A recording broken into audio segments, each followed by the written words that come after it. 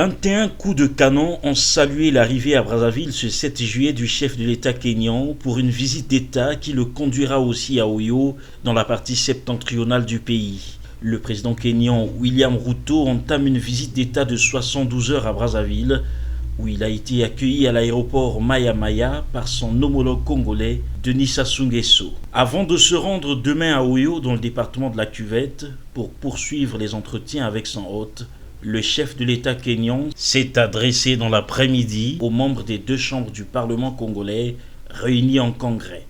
Ce que je suis en train de vouloir dire, c'est qu'en tant que continent, nous avons une opportunité historique de définir une position claire pour projeter une voie, pour avoir une voie commune et apporter un nouveau message au monde. Et le temps est arrivé pour l'Afrique de promouvoir une nouvelle vision vers la transformation. Aucune nation ne peut penser que celui qui gérera la crise en solitaire. Aujourd'hui, l'Afrique doit donc se réunir et parler d'une seule voix. Et aucun pays ne peut choisir entre une action sur le climat et les actions de développement. C'est un dilemme qu'il faut gérer avec beaucoup de parcimonie.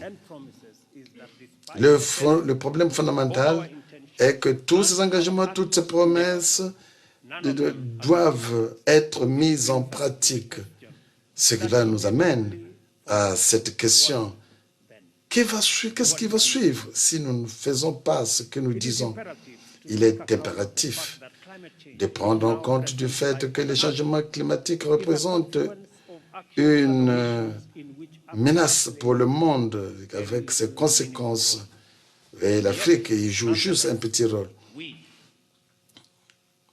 Néanmoins, nous, quand je dis nous, les populations, les communautés et les nations de l'Afrique sommes prêts pour apporter une action significative. Sinon, notre contribution ne comptera pas.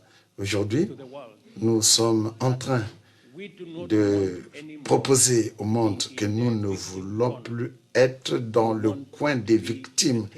Nous voulons être sur la table de négociation pour pouvoir participer aux décisions.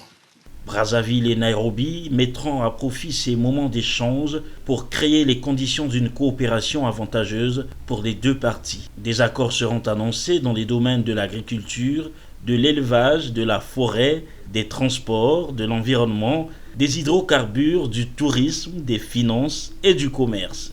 La tenue quelques jours auparavant dans la capitale congolaise de la première session de la commission mixte de coopération entre les experts des deux pays a posé le cadre de cette relation.